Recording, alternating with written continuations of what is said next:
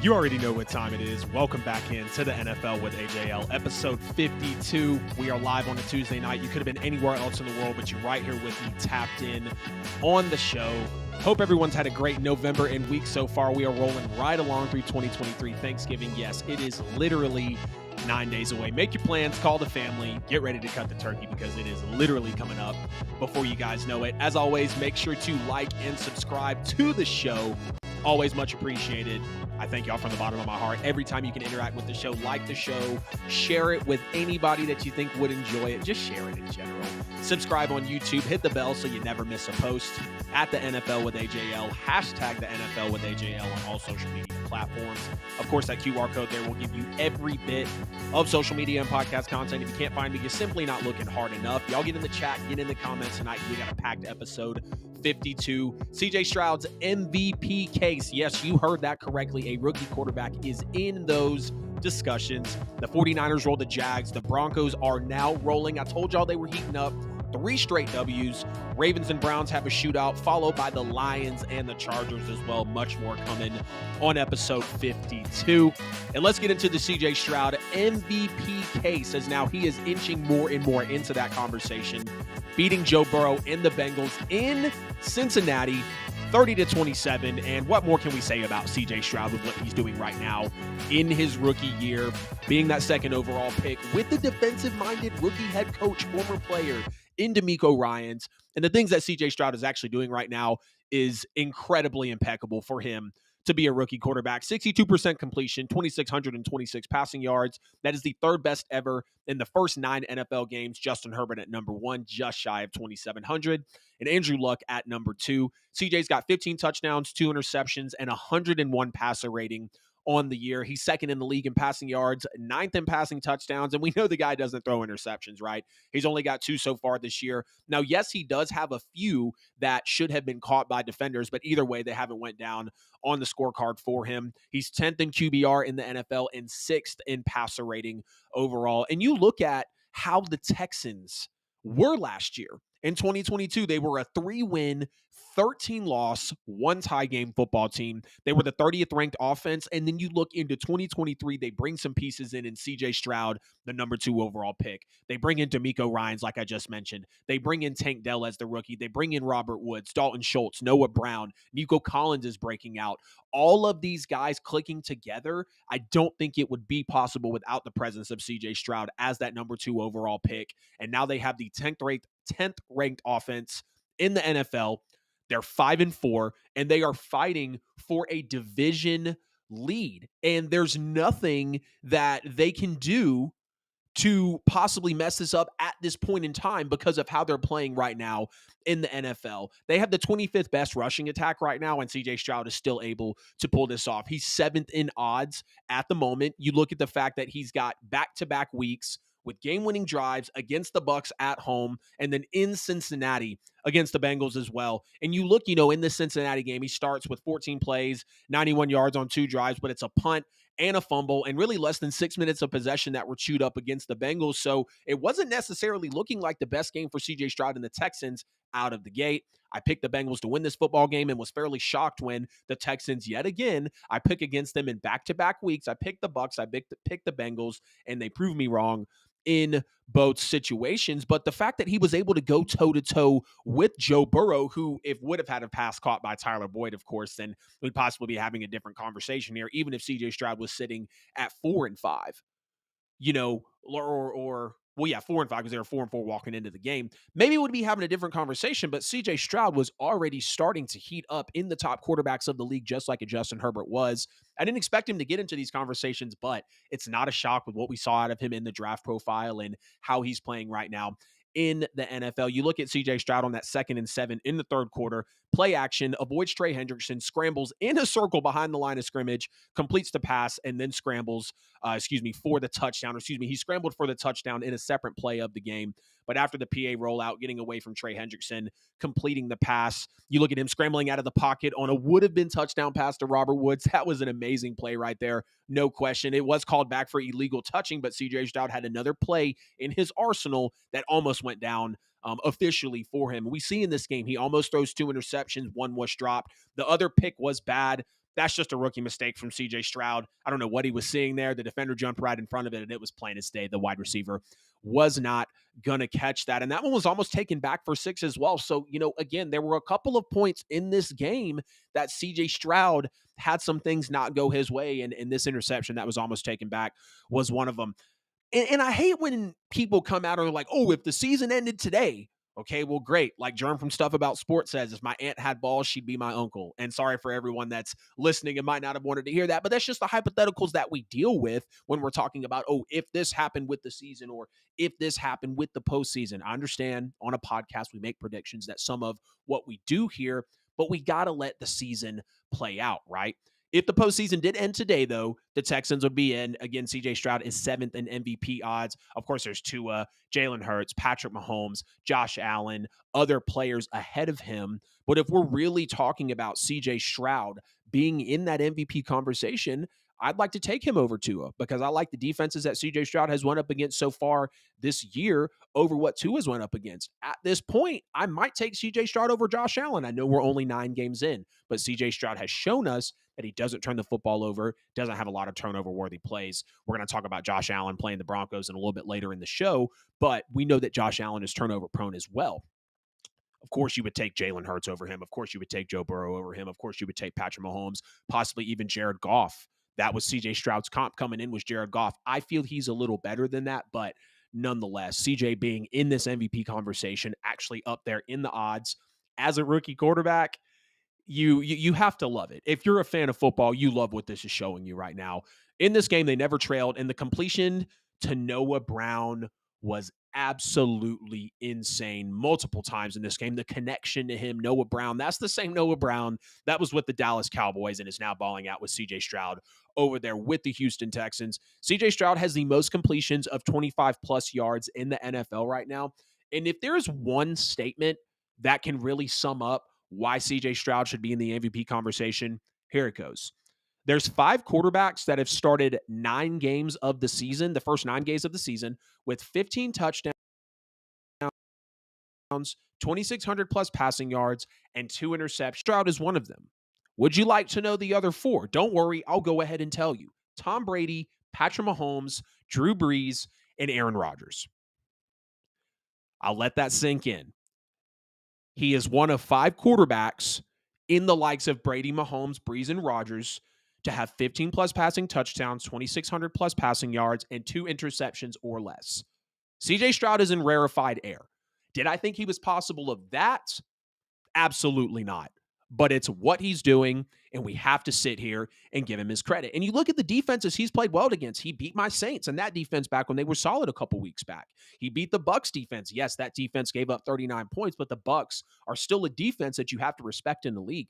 The Steelers defense that is very vaunted. The Jags defense at the time that was very solid. The Bengals defense with Lou Anarumo. The Falcons defense. I understand the Falcons defense isn't the greatest this year, and they lost that game. But CJ Stroud has played well against a lot of good defenses in his rookie year, and he's 4-2 in those football games against the Saints, Bucs, Steelers, Jags, Bengals, and Falcons. Now, you look at the rest of the schedule for CJ Stroud, I believe he's got a chance to win it. If he doesn't win it, I believe he will be either second or third place. And I know there's only 3 to 4 MVP votes every year. Sometimes we have 4 or 5. It just depends on how the season is played out. But I will say it right now. CJ Stroud will be no lower than third place in MVP voting. I'm not saying right now he's absolutely going to win it because Patrick Mahomes still does exist. Joe Burrow is now heating back up. I would say those will be the 2 locks ahead of CJ. And of course, you'd have a Jared Goff in that conversation as well as playing very well. Russell Wilson is also playing solid football as well. I'm not trying to throw every quarterback's name in the pool, but you think of quarterbacks that are playing good ball this year, CJ's going to have some competition. But the rest of the schedule and how it's going to play out, so the last 8 games of the year. At home against the Cardinals, at home against the Jags, at home against the Broncos. So a nice homestead there. I think the Jags and the Broncos are going to be a nice test for him in terms of defensively. Then he's turned around on the road at the Jets, on the road at the Titans, home against the Browns, home against the Titans, and then on the road against the Colts. So he's got his work cut out for him defensively for at least 4 of these next 8 games. I mean, especially with the Browns, you look at the Jets, the Broncos have only given up less than 20 points per game ever since that 70 burger to Miami. The Jags are still the Jags. Thankfully, they're at home against the Broncos, against the Jags, against the Browns. That's another good one to be at home against. But CJ Stroud is going to have his work cut out for him. I got to give him his respect. I love what CJ Stroud is doing right now. As a rookie, only one player ever, the Honorable Jim Brown, is the only rookie ever to win the MVP award. And CJ Stroud is 100% in that conversation. Texans fans, CJ Stroud fans, Ohio State fans, I want to hear from y'all down in the comments. Let me know what you think as we just get the first comment in on the show. What's up, Darby? CJ Stroud for his MVP case is pretty undeniable. And again, y'all heard me a couple of weeks ago. This guy's on pace for 4,800 yards, 30 touchdowns, 2 interceptions. It's scaled back some, but he's still on pace to have a fantastic rookie year. Just got to bring up that completion percentage, and I'm happy with CJ Stroud's presenting, and I believe that's going to be very prominent within the next couple of years, if not next year. Now, the Ravens lose to the Browns 33-31, and just like that, I got to give some respect to the Cleveland Browns here. They're now a 6-3 team. I expected Cleveland to be a good team coming into this year, but we saw Deshaun Watson basically miss a month of football. He was healthy in some of those aspects. We know we had the injury that he was dealing with as well. But we've all said if Deshaun Watson is above average, the Browns can be contenders. They've got the talent on both sides of the ball. And shout out to Kevin Stefanski. People were calling for his job before the season, and I said, no, wait. He dealt with a lightning in the bottle, Baker Mayfield, and all these other quarterbacks, 11 games suspended with Deshaun. And now they're sitting here at 6-3 in that loaded AFC North. But we'll start with the Ravens, though. So you see the Ravens' domination of the league that they've had so far. Teams with a winning record that they faced, they're 3-0, and they had won 103-12 combined walking into this football game. But you see the first play of the game, it didn't really line up for the Browns. Deshaun Watson, weird pick six from Kyle Hamilton, but that really set the tone until that comeback was mounted, starting with that Kareem Hunt rushing touchdown. The Ravens are now becoming a team we cannot trust in the fourth quarter or when the game is on the line. They were up 14-0 and then 24-9 and then 31-17 with 9 minutes to go before losing this game. They were outscored 24-14 in the second half. And unfortunately, we just have to be honest with the fact that the Ravens and Lamar Jackson cannot manage the clock and unfortunately the game well enough in these prime situations to keep leads. The Ravens could arguably have 1 to 2 losses right now, if any, if they manage themselves better in these football games. Of course, we see a muff punt. We see a bad defensive holding call. But even with that and basically being gifted the ball on the Cleveland 12-yard line for the touchdown after the muff punt by Prochet, I mean, come on now. Come on. And they can't win the game. The Ravens had an 88% chance to beat the Colts, a 90% chance to beat the Steelers, and a 97% chance to beat the Browns at certain points in all of these football games when they were ahead of them. And they lost all 3 of these games, with 2 of these being in Baltimore. See, in the Colts game, lack of game management, penalties, fumbles. In the Steelers game, it was a drop. It was some drops, a pick in the end zone, a strip sack. And then on Sunday, it was an unfortunate late pick six that, yes, was tipped at the line. But guess what? Deshaun Watson had to deal with that. It came down to a 2-point football game. And a failure to tackle multiple players on the Browns offense along with that late pick six is exactly what put the Ravens down in this. And if you even want to take it back a little further, talking about doing some research with this team, at least just over last year, because this was a concern that some people had. And you don't want to see a Super Bowl aspiring team like the Ravens with the talent that they have, Lamar Jackson, having this type of can't take care of the football game situationally. So against the Dolphins last year, the Ravens jumped out to a 21-point lead in the first half before blowing one of the worst leads ever. That was the 6-touchdown game from Tua last year. Then the Giants, the game was in hand. Lamar Jackson commits 2 turnovers, eventually resulting in 2 Giants touchdowns. They lose that game. The Ravens, also blow leads to the Bills, Jaguars, and Steelers. And unfortunately, they're still doing it this year. I still believe in the Ravens, but with these types of characteristics, I don't expect the Ravens to, actually be able to compete at a high level when they're playing in the playoffs and when they're playing these teams in the NFL when it's coming down to it. So through 10 weeks, the Baltimore Ravens are 3rd in least amount of time trailed. They don't trail a lot in football games. The other 2 teams that have trailed in less amount of time have started 10-0. They had the highest point differential in the league. They had the highest DVOA in the league. They had the league best historic defense, and they literally led the game for 59 minutes and 40 seconds.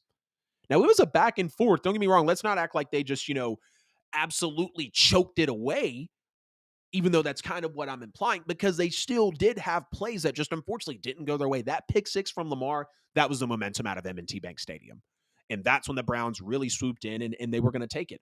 In 7 of the last 10 Ravens losses, the Ravens have blown 2 possession leads. They've lost 9 games since 2021 in which they've taken a 7+ point lead into the fourth quarter. But, some players that played really well in this game for Baltimore, you got Keaton Mitchell really making a name for himself in this one. He almost had the big touchdown catch in the corner. OBJ getting himself a touchdown was very nice to see. I missed that vintage OBJ from back in the Giants days. We know he played a little bit with Baker. So, and of course in the Super Bowl as well, we, sometimes I forget that OBJ is a Super Bowl champ, and seeing him be able to pursue another one with Baltimore, I'm going to love every time OBJ is, and putting some highlights up. Every time OBJ has put some highlights up. Now you see he speaking of Lamar here, he overshot Zay Flowers on the, what would be a touchdown pass. So that's a play that you can look at there and say, okay, maybe the Ravens did have a shot. And it's not that the Ravens didn't have a shot in this game, but there were plays left on the table here. I like to see Zay Flowers evolving more as a wide receiver, though. Lamar did throw that bad first half interception, but it didn't matter because they were able to play so well on the next drive. He did take some back sacks in this game, some very muddy pockets for Lamar Jackson. But you got to appreciate the blocked field goal leading to points for Cleveland as well. Didn't necessarily agree with that holding call on 4th and 9 for Cleveland. That was one that I was like, where is the hold on that? That really, is able to move the ball, move Baltimore into a more advantageous position. The pick six by Lamar Jackson, though, is what a lot of people are going to remember from this game, where it really swung. Unfortunately, that does come off of Lamar Jackson's arm. They make it 31-30. And again, that's just the luck of the way the play unfolded. I mean, look at Deshaun Watson, first pass attempt for him of the game goes to the house by Kyle Hamilton. And you look at Deshaun, he played well in this game, scrambling to make plays. A lot of people are calling this his vintage Browns win. I could probably agree with that because we haven't seen a lot of Lamar Jackson in a Cleveland uniform, especially to get into field goal range in the fourth quarter with that 16-yard scramble into Baltimore territory on that final drive. And just to show you how it started off rough for Deshaun Watson, how well the Ravens were playing defensively, Deshaun Watson on Sunday in the first half was 6 of 20 for 79 yards, no touchdowns, and that pick six that was returned by Kyle Hamilton. In the second half, he was literally perfect. 14 of 14, 131 yards, 1 touchdown, no interceptions. On the final drive, he was 3 of 3 for 30 yards and that 16-yard scramble that I just mentioned to get Cleveland into field goal range. And you see at the end, the Browns, they were just really, really wearing down this Ravens defense. They went on a 17-play, 10-minute touchdown drive in the third quarter, and that just kind of seemed like where Baltimore broke out of this game. And again, I don't like to see Baltimore lose to a team like Cleveland that I've kind of been disrespecting here lately. PJ Walker stepped in and did what he was able to do. Deshaun Watson now 5-1 as a starter this year with the Cleveland Browns. So, I mean, they're sitting at 6-3.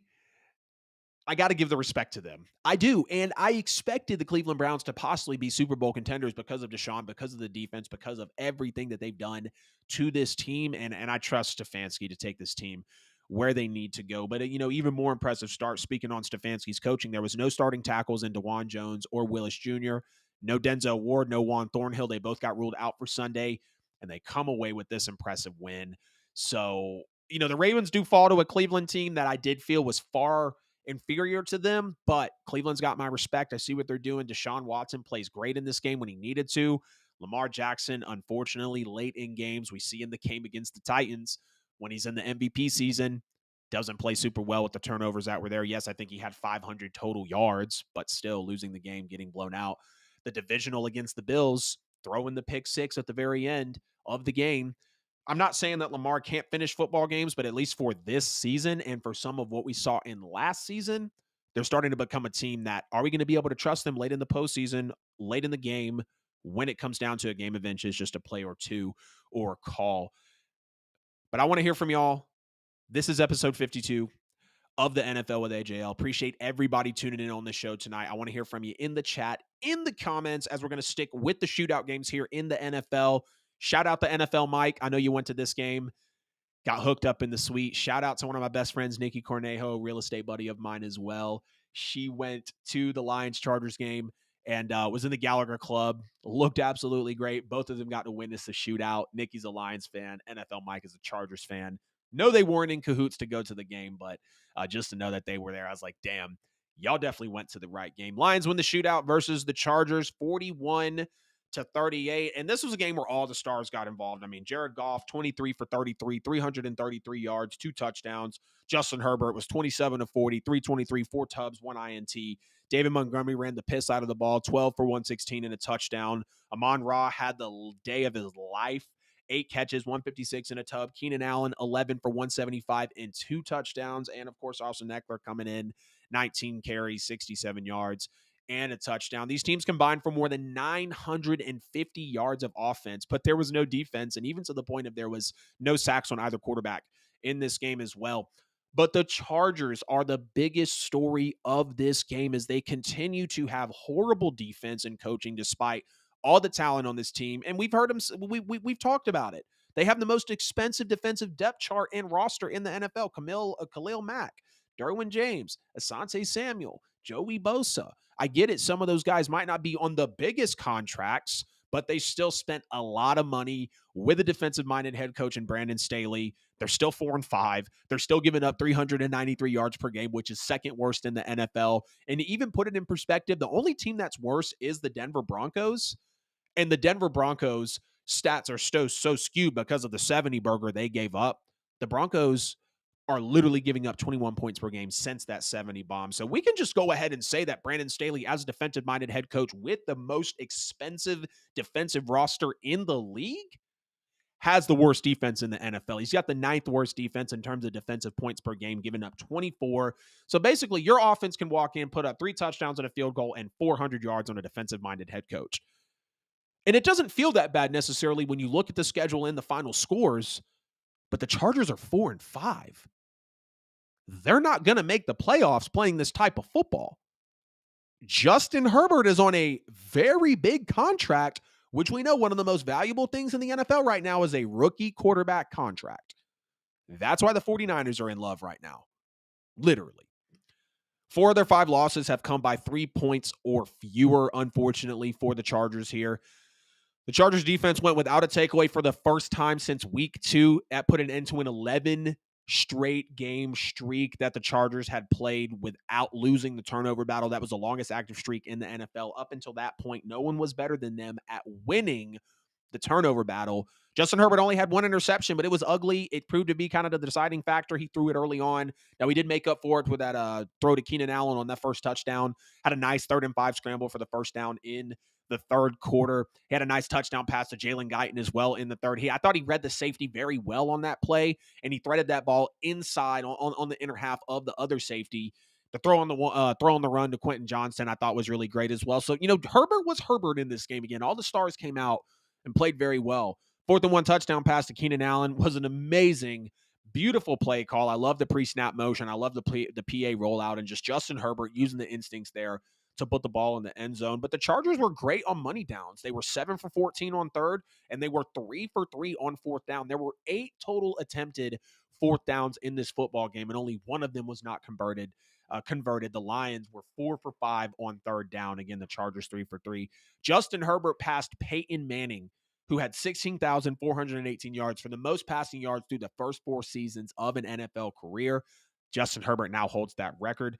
You look, he was 6 for 11 for 43 yards with the pick on the Chargers' first 4 offensive possessions of the game. First 4 drives. Justin Herbert was bad. 6 for 11, 43 yards, an interception.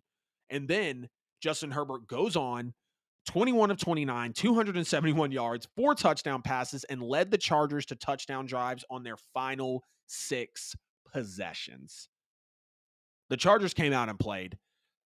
And outside of the defense, as oxymoron as that might sound, they played well against a good Lions team. They played well against a Super Bowl contending Lions team. Now, I know they're going to have questions about Dan Campbell and Jared Goff, but the Lions are a damn good football team. They are elite. They are a top 5 cream of the crop team this year. But to show how Justin Herbert, unfortunately, can give you all of those numbers, and it doesn't necessarily pan out. This is Justin Herbert's 25th 300-yard passing game in his first 4 seasons. He's only 13-12 in those games. Justin Herbert can come and play his life out, 300-plus yard passing.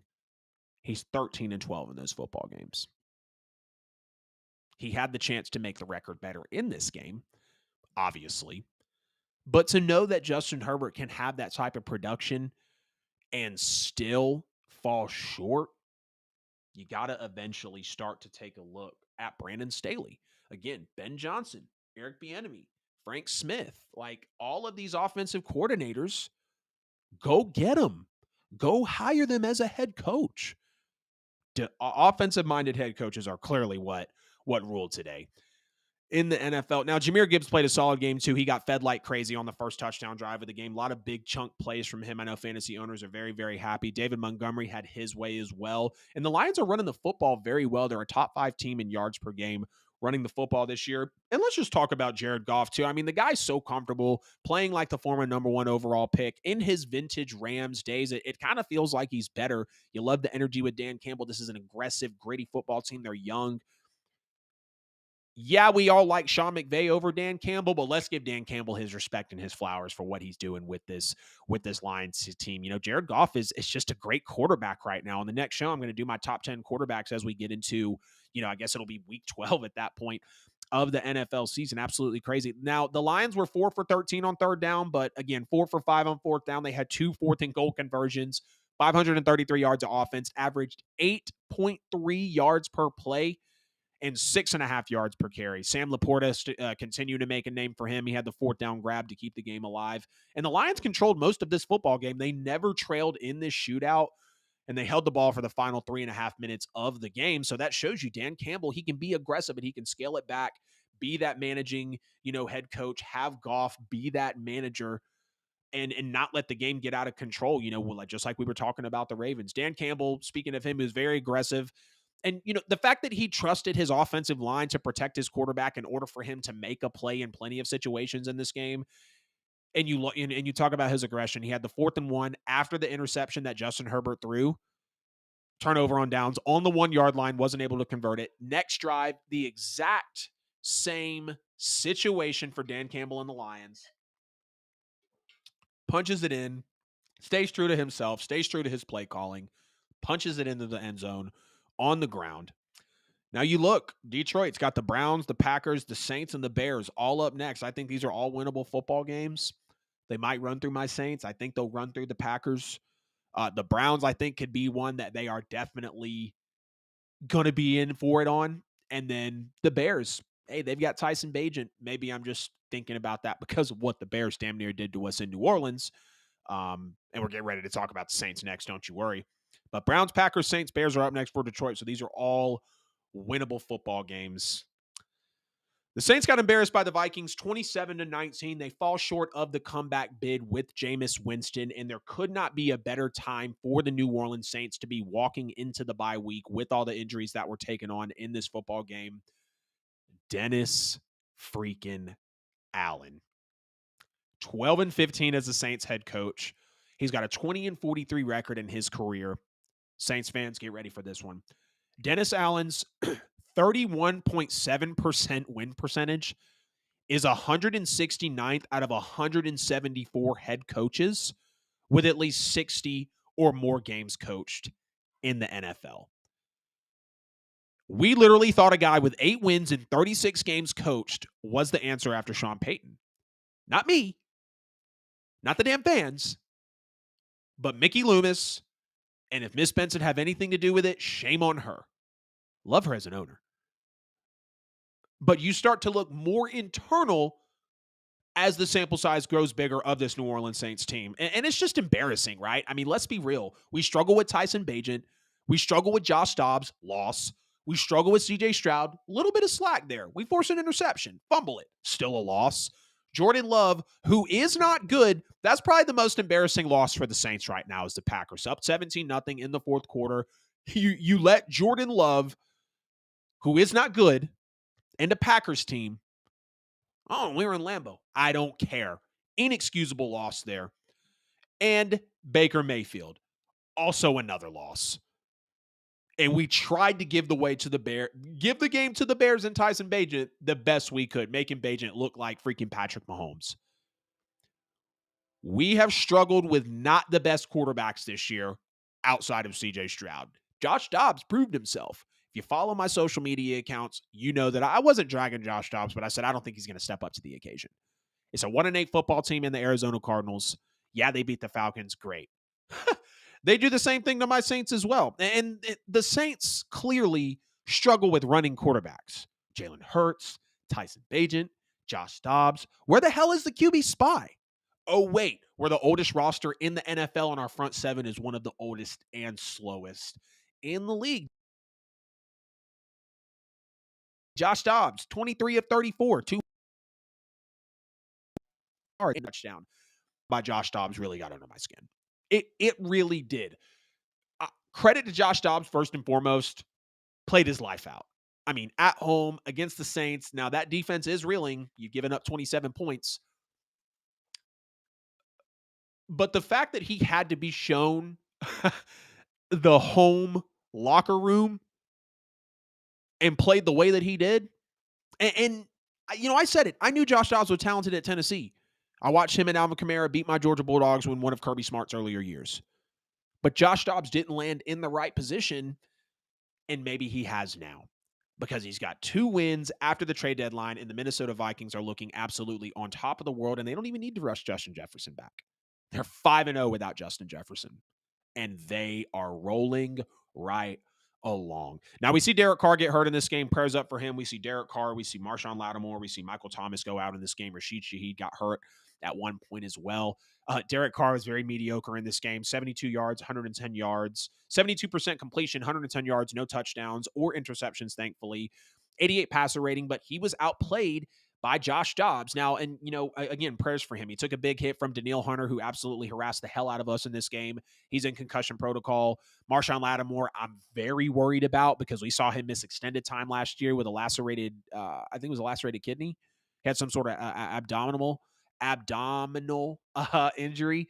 And then Michael Thomas, you know, he tweaked his knee as well. The original reports for the Saints were just trying to play it safe because his foot got caught in the turf. But now, you know, we're looking at significant lower body injuries here from Marshawn Lattimore and Michael Thomas. And that's why I said it couldn't have been a better time for the bye week to come around. But Atlanta's up next. I'll be at that game. Atlanta's on the bye week as well. So this is just, you know, really shaken out to be an interesting matchup. And I even said it Sunday. I said, look, if the Falcons win, the Saints will be in Atlanta playing them for the lead in the NFC South. But I don't want to hear any more talk about Jameis Winston versus Derek Carr. I don't. There's no reason to continue to have that debate because we got the full Jameis Winston experience in this game. Jameis showed us the highs and the lows and gave us the average of what he is. I'll give the credit to Jameis.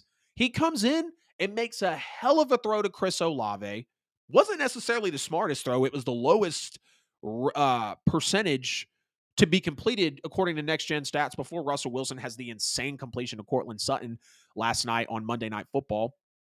And then he has the throw to A.T. Perry, which, yeah, he let his guy make a play, but both were 50-50 balls. But Jameis realized we were down. We got to take a shot. Let's go for it. So I'll give him respect, you know, in that point.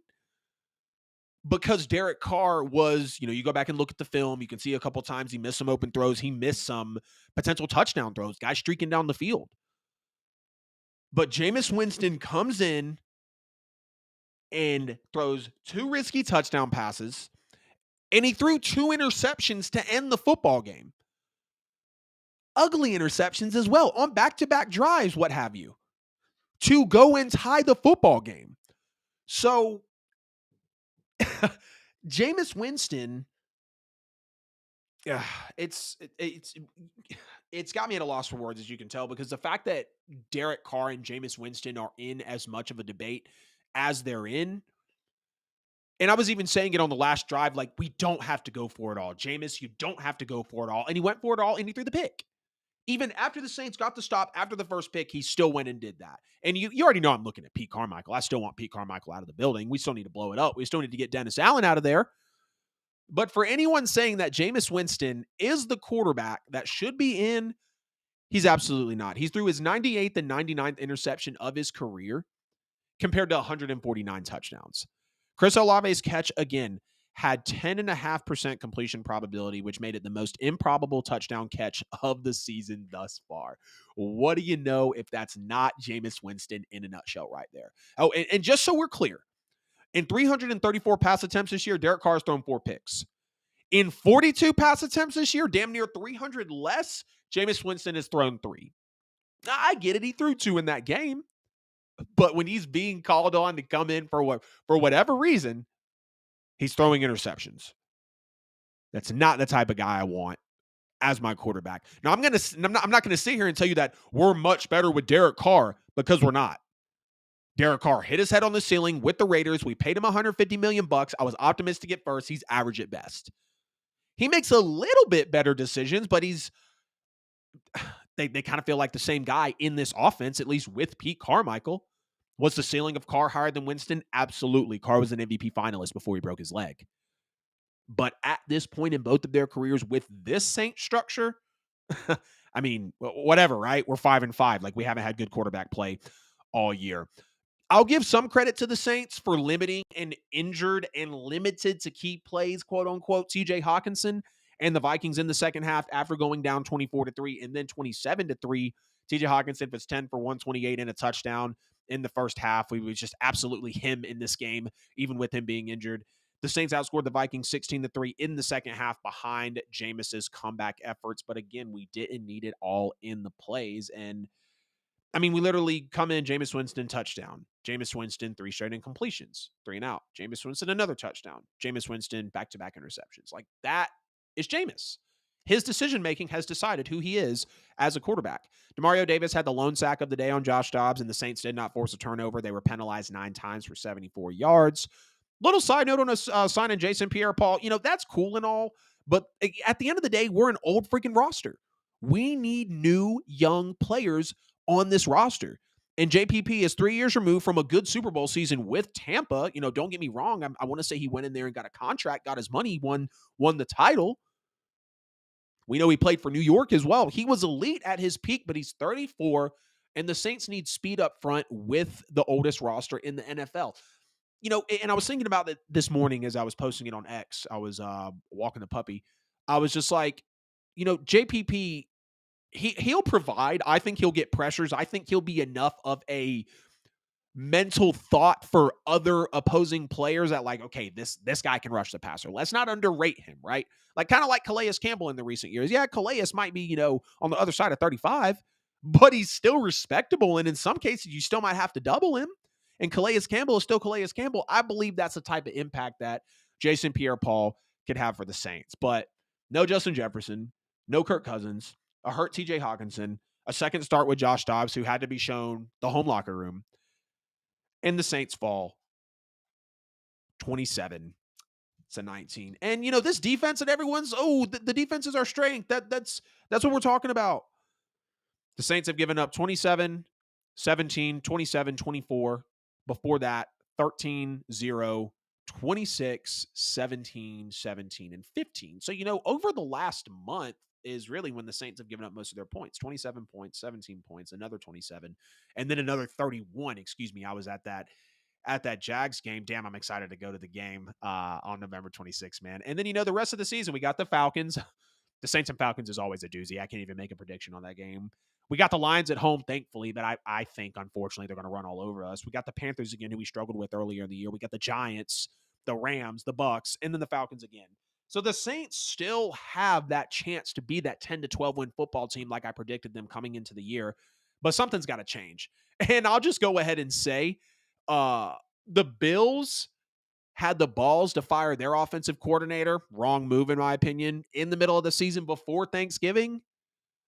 The Raiders have already chose to clean house. Come on, Saints. Let's follow through. We know these contracts aren't tradable. We know Dennis Allen and Pete Carmichael are very mediocre. We understand what's got to happen here. You got to blow it up, trade up for a quarterback. I don't want to be a broken record with this, but nonetheless, I wasted my time watching the Saints play this way, and I was like, dude, we're like, Easiest schedule in the NFL coming in. Now, I'm learning to take that with a grain of salt because we didn't expect the Lions to be this good. We didn't expect the Colts or the Rams to possibly be this competitive, just speaking hypothetically, right? So those averages sway pretty quickly when those teams that aren't supposed to win games are starting to win games. But coming in, easiest schedule, pretty healthy roster right now, before the injuries in this game, and you're a 500 football team. And you have nothing to show for it. And I mean, we didn't learn anything new. One step forward, two steps back here with the New Orleans Saints, but that's neither here nor there. This has been episode 52 of the NFL with AJL. I greatly appreciate everybody for jumping into the show tonight.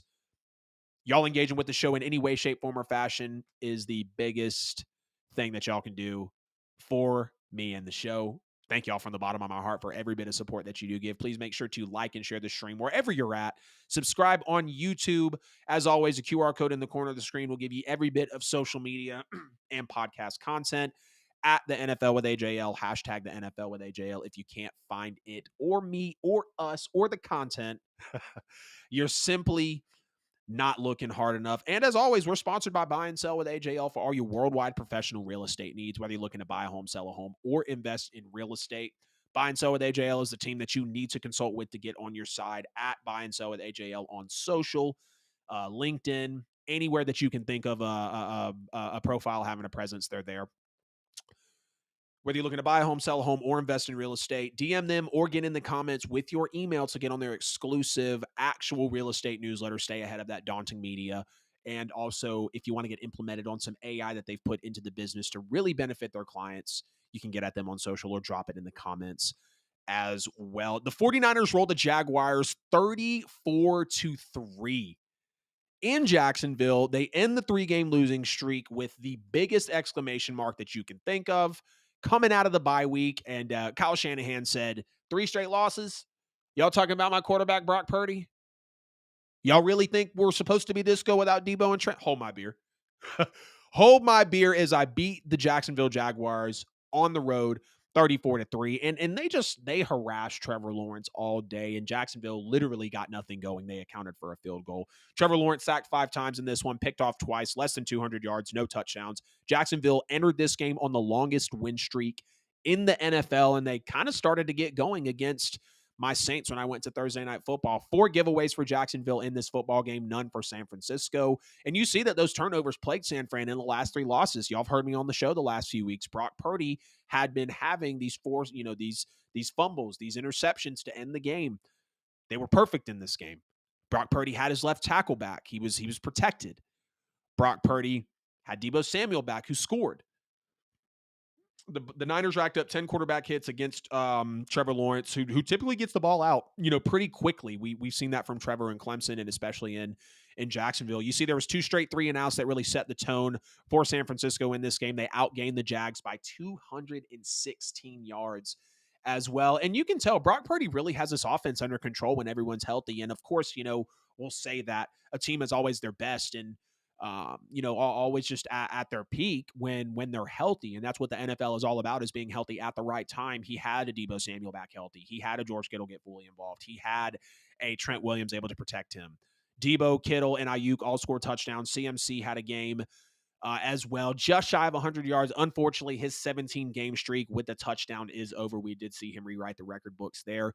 And Debo and Trent Williams returning was really everything for Purdy and San Fran, right? And that's why I sat here and defended Brock Purdy and said, show me a quarterback in the NFL outside of Patrick Mahomes, and maybe even not him, or Joe Burrow, and maybe even not him, to lose a top receiver and your top tackle. Yes, we saw Joe Burrow go to the Super Bowl with a bad O-line, but we've also seen Patrick Mahomes lose a Super Bowl with basically no O-line. And I'm not saying the Niners don't have an O-line, but when you're missing a pivotal piece, a first ballot, eyes closed when you vote for him, Hall of Famer and Trent Williams, that's going to affect you.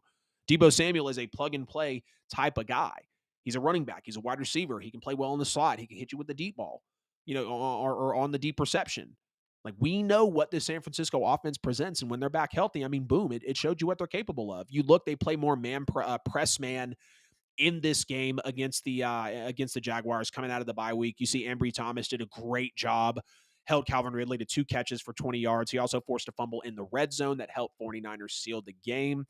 And you see, per Kyle Shanahan, Chase Young was able to jump in, get some action here. I really enjoyed seeing Chase Young coming out of the tunnel, leading the, I think it was the boombox chant up there with Deebo Samuel, who was, fresh back in from injury as well.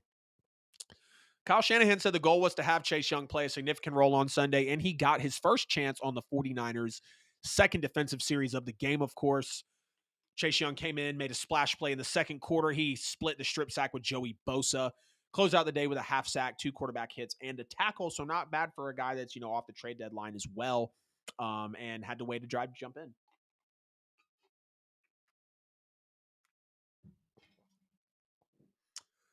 San Francisco was 4 for 10 in their last 3 games in the red zone, unfortunately. So that's still something that they have to clean up. When you get in the red zone, those stats can be kind of skewed because if you're a team like San Francisco or, even Kansas City or Miami who can score from the 35-yard line or the 40-yard line, or hell, once they get in plus territory, like they're in the red zone. There's only a few teams in the NFL like that. So, those red zone stats are really inside the 20. You do have to be careful about those, but still going 40% over your last 3 games is definitely going to be something that you're looking at on tape, and being a Super Bowl contender like the Niners, you gotta take a look and, just respect that, really. When the Jaguars did manage to get down the field in this game, they could not find the end zone. Jacksonville picked up only 221 yards of total offense, 4 for 12 on third down. They turned the ball over 4 times, 0 for 2 in the red zone. Trevor Lawrence, again, 185 yards. The Jags just 59 yards on the ground. Not a whole lot of major takeaways from this one. I mean, what we can say about the Niners at this point is when they're healthy, completely healthy, they're probably the best team in the league by far. Just with what they do defensively, the schemes they have on offense, the head coaching in Shanahan, and they're blowing out the Jags. They blew out the Cowboys. They wipe teams off the map, good teams off the map, and they're the only one to do that in the league right now. I've got a lot of respect for Philadelphia. I still have them as my top team because of their record and the fact that they've played very sound football this year and haven't even played their best football. Of course, San Francisco goes on that 3-game losing streak, so they're going to fall in my power rankings. But, I mean, San Francisco, when they're healthy, they're blowing everybody off the map, and good teams as well. I hate this for the Jags, but this is sometimes what you need. I mean, we see teams every season have those, stinker type of games, and maybe that's just what was happening here for the Jags, because when you go and take a look at their schedule, just to cross-reference here,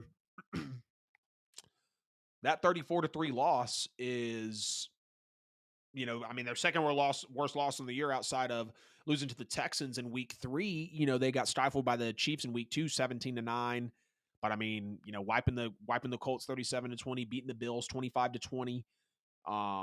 Beating my Saints and that good defense in New Orleans 31-24.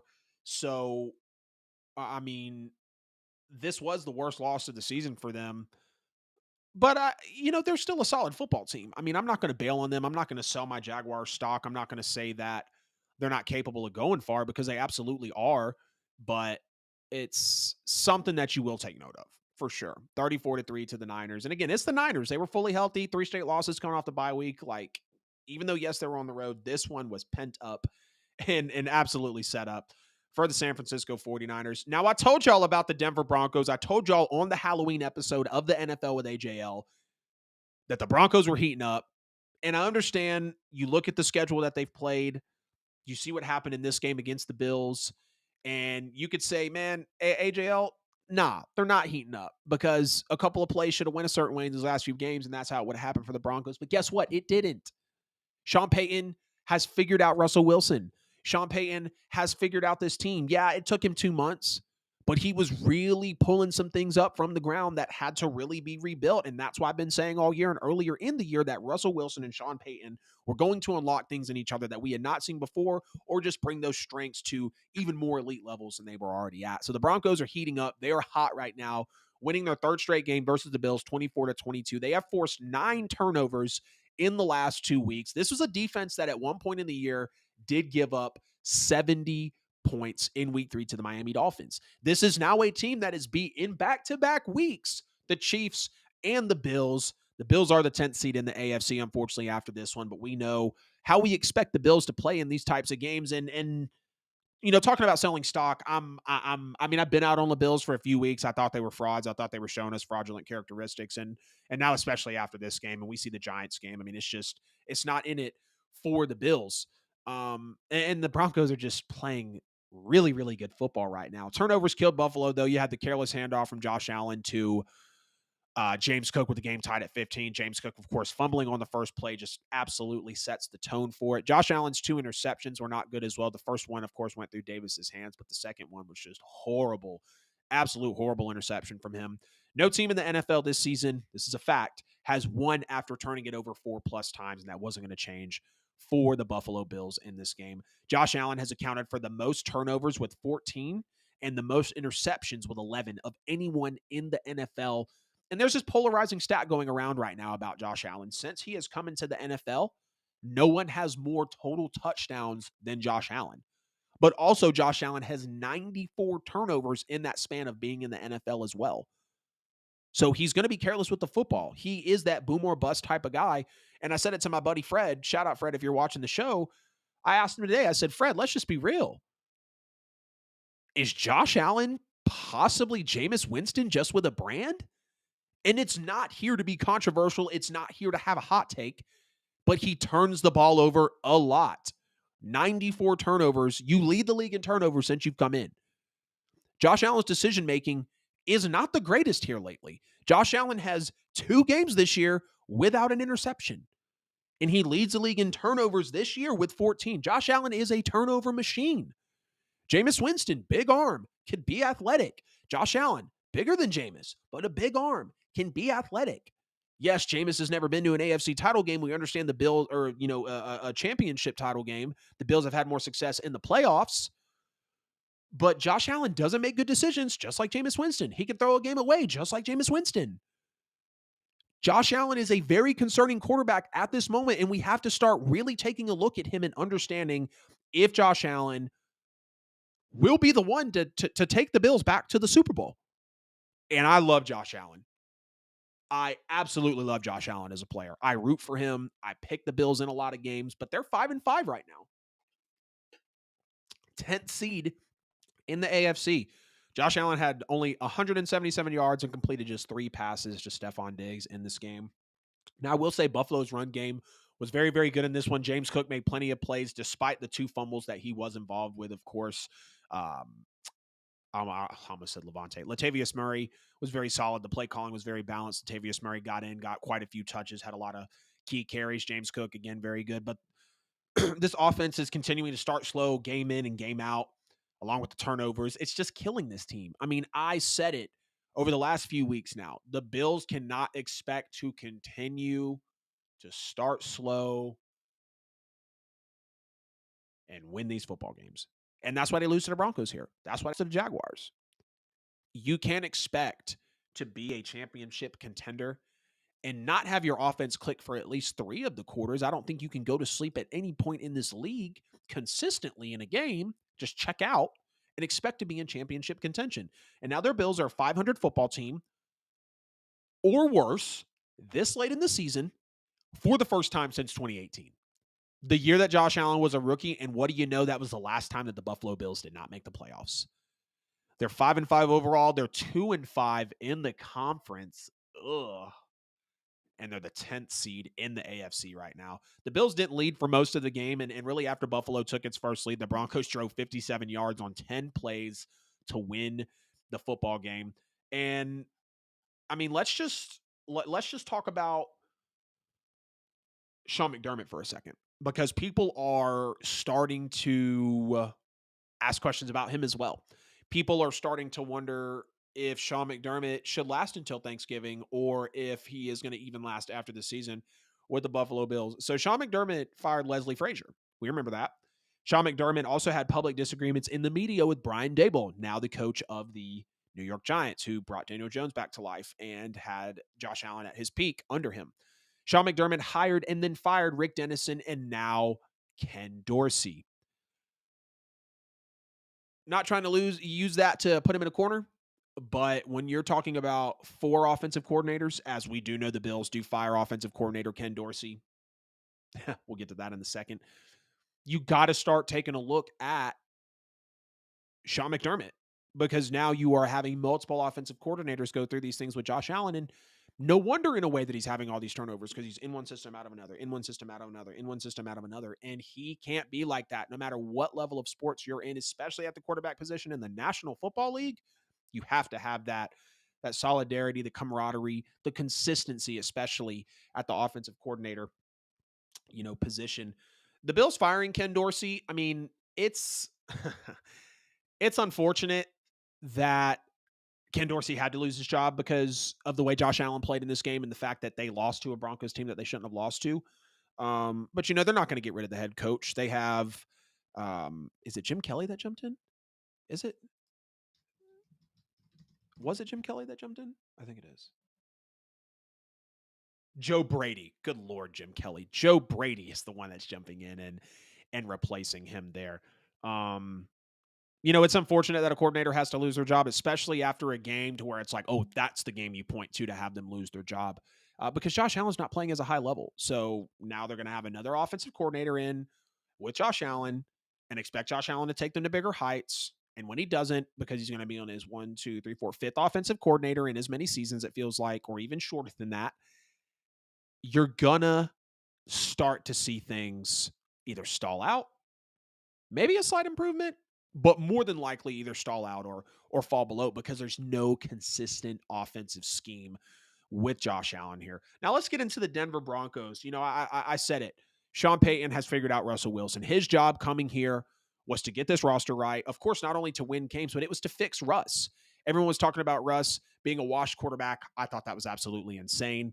Everyone was talking about Russell Wilson being a washed quarterback. Russell Wilson not. He was done. That's why Seattle moved on from him. It was crazy what the Broncos traded for him. Still a crazy haul, no doubt. But they saw the decade that Russell Wilson was. And Sean Payton, and now after 2 months, has shaken the rust off, has made schemes and systems for Russell Wilson, and has Russell Wilson playing at a top 10 quarterback level. Russell Wilson is back.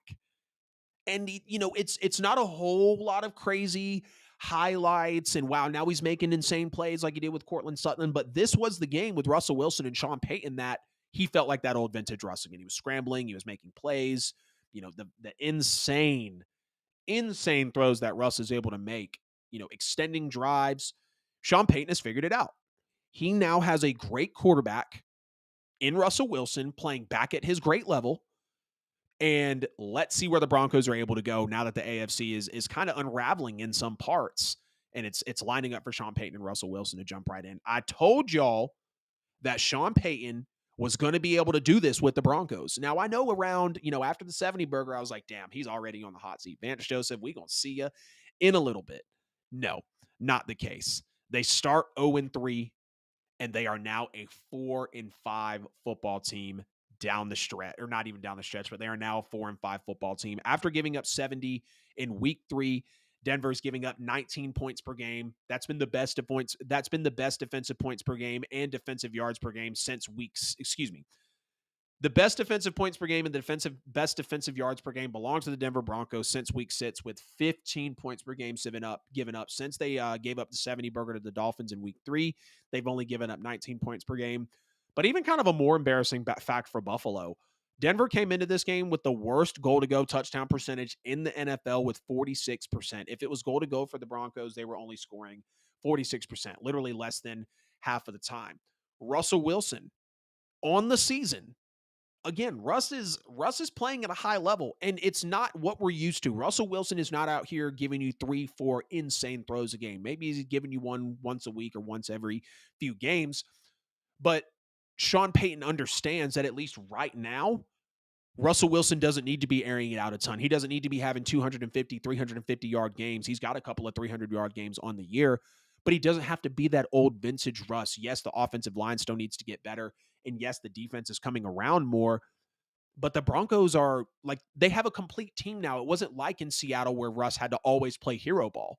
He's got Sean Payton in a, decent culture right now around him. I know the Broncos haven't been a whole lot of really anything since Peyton Manning has left, and the Seahawks were kind of wondering what was going on with the franchise as well, but Russell Wilson is doing exactly what he needs to do. 18 touchdowns, 4 interceptions, 68% completion, 104 passer rating, and him and Sean Payton are absolutely clicking right now. And I told y'all that Denver was heating up. And I know, you might want to rag on Russell Wilson's passing yards, but Sean Payton is not going to have him save the world. Like I just said, he's not going to have him put the ball into harm's way if he doesn't need to. He's using his strengths. He's being balanced. And again, that Russ that we saw a decade ago play in Seattle, accurate, great decisions, mobility, that was the Russell Wilson that we saw in this game. You have the scramble from him after the Bills, 4 straight third down stops on the day. Russell Wilson scrambling for the first down. Absolutely awesome play. He did take a couple of bad sacks after that. The 19-yard completion to Jerry Jeudy after Denver was 4 for 14 on third down with an average of 9 yards to go. 19-yard completion to Jerry Jeudy. We saw the absolute peak, the epitome of toe drag swag from Cortland Sutton. When Russell Wilson threw that touchdown pass, 7-yard touchdown pass to Cortland Sutton, it had a completion probability of 3.2%, the most improbable completion of the next-gen stats era. And that's just a bullet point you can take away from this game to know that Russell Wilson is back. He's in full effect. It's not necessarily going to be that MVP Russ, but if the Broncos are in the divisional, I'm not shocked because they are heating up as things go on throughout the season. You got to give the awareness to the Denver Broncos to get off the field for the field goal at the end of the first half. Another just great situational, example of how the Broncos are getting better in that department. Now, some might come in and say, it's a little controversial to say that the Broncos are getting hot or they're playing it the way that they are because we had the 12 men on the field that allowed them to have a do-over with Will Lutz to win the game. Russell Wilson's Hail Mary that drew the PI on Taron Johnson really could have been intercepted or at least knocked down. They were missing some point after tries, but they did it on the road with Russell Wilson constantly being under duress and kind of, not so great of an offensive line right now. And you want to go ahead and take a look at the Broncos' schedule as well over the next few weeks who they're going to have to face. They got the Broncos coming up, they have the Vikings coming up on primetime, Sunday Night Football. They got the Browns at home. They play the Texans on the road. They play the Chargers on the road. They play the Lions on the road. So these next 5 games are really going to show us what the Denver Broncos are made of. Then they got the Patriots at home, the Chargers at home, and then the Raiders on the road. So the last 3 games of the year are going to be where it kind of lets up, but Vikings are hot right now. Browns just beat, the Ravens. The Texans are playing well. The Chargers can be hit or miss. I think that can be a game that can go either way. I think they'll split with them in the division. I'm probably going to take the Lions when they play them on December 17th. Don't know what exact week that is, but Denver's got some competition coming up for sure. But Bills fire their head coach, not their head coach. The fan base wants to fire their head coach. Bills fire their offensive coordinator, Ken Dorsey. Josh Allen, more turnovers. The Broncos have forced 9 turnovers in the last 2 weeks. They beat the Bills 24-22. Sean Payton and Russell Wilson have now gelled together. They are getting along. The relationship is growing, and we'll see what the Denver Broncos are as we get on into the next few weeks of the season. Week 11 NFL Power Rankings with the NFL with AJL. We do it every single week, and we've got a massive shakeup here on the Power Rankings. Last week was absolutely nuts. So last week, just to kind of run it down for you. Last week, we had Philly, Baltimore, Jacksonville, Detroit, and Cincinnati in the top 5. Kansas City, Buffalo, Dallas, San Francisco, and Miami at the 6 through 10. The Chargers, the Seahawks, the Vikings, the Texans, and the Steelers at the 11 through the 15. And you can compare it now to the week 11 here. Philly's going to stay the best team in the league. They're on the bye week, so I'm not going to take that from them at the number 1 spot. Now, Baltimore did lose to Cleveland, who at the time I didn't think was a necessarily good team. They've got my respect now, so they're going to fall. Detroit's going to jump into number 2 as they win that shootout, of course, with the LA Chargers. Kansas City, this was the first week outside of the team being the Philadelphia Eagles where I've actually moved teams around in my power rankings with them being on a bye week just because there was a lot of, teams that I didn't expect to lose that lost. Baltimore lost. Jacksonville lost. Buffalo lost. The Chargers lost, which, I had the Lions winning that game anyways, but a lot of the top teams here on my power rankings lost, so we had to do a shakeup. Kansas City is going to jump up from the 5 to the 3 with them being, 1, 2, 3, 4, from the 6 to the 3 with them being on the bye week. Cincinnati, even though they lost, I think they lose to a very good team in the Houston Texans, so they're going to go from the 5 to the 4, so they move up even though they lose. But we're getting into the point now. We're in November and, coming up into December with the way this year is going. Football. We know what these teams are. most of the time in my rankings, I'm going to have a team ahead of another team if they've beat them. But if it was earlier in the season and I just straight up feel like that one team that lost is better than the team that beat them at that point in the year, it's going to adjust accordingly in my power rankings. Now, San Francisco, they do get a major, major blowout win over the Jacksonville Jaguars. So they are going to be up there at the 5 spot. Of course, they jump up from being just above Miami in last week's rankings. Baltimore is going to fall to number 6 here, losing to the Cleveland Browns. Going to have the Jacksonville Jaguars at number 7, of course. Now they do get blown out by the San Francisco 49ers, formerly the 3rd team. Now they are the 7th overall team. But everyone that's below them, I still do still have them as a better team than them. And I know the Houston Texans beat them as well, but the Texans were still a team that was finding themselves at that time. Prime example of a team being below them, even though that they beat them. The Dallas Cowboys do what they're supposed to do against the New York Giants. So they're going to fall in at number 8. The Houston Texans at number 9. CJ Stroud continues to make that MVP case. Not a very consistent rushing attack with the 25th overall one. He goes from the 14 to 10. I'm over here counting like I can't see. They go from the 14 spot to the 9 spot. So one of the biggest jumpers here. We've also got Buffalo losing to the Broncos. So they're going to fall here to the 10 spot. They were higher in the rankings last week as well. Miami, another team that was on the bye, but they are going to fall just because of the way that the team shook up around them and realistically everyone that they're ahead of. I believe they would beat them, but everyone that they're behind, I believe that they would lose to them as well. The Minnesota Vikings at number 12, they are on fire. They are hot. They are moving up in the power rankings. They beat my Saints. They beat half of the NFC South already in the Falcons and the New Orleans Saints with Josh Dobbs. No reason to rush Justin Jefferson back. The Chargers lose 41-38, so they're going to be in at that 13 spot here in the power rankings going into week 11. I really can't even believe it's week 11. We'll see if Brandon Staley gets fired. We know that defense is not very good, even with the roster and all the money that they've spent on it. Seattle barely beats the Commanders, so they'll be there at the 14 spot. And then number 15, the Pittsburgh Steelers.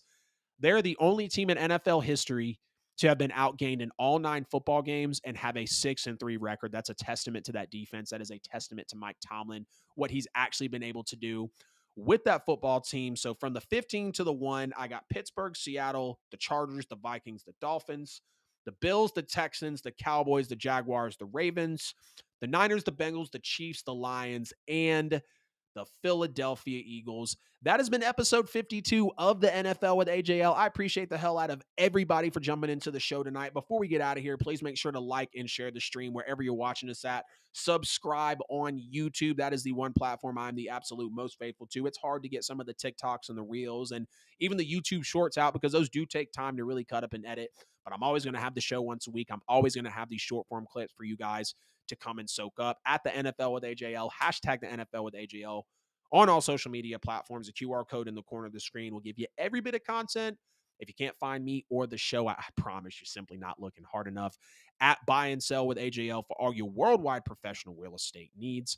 Looking to buy a home, sell a home, or invest in real estate. We gave you the MVP case for CJ Stroud. We talked about the 49ers ending the losing streak, the Broncos heating up, the power rankings we just got out of, and so much more. Please make sure to like and share again wherever you're at. Leave a review about the podcast, all the beautiful, blissful, faithful things that y'all do for the NFL with AJL. As always, we'll be here with episode 53 next time we see you. I love you. I need you. And I will see you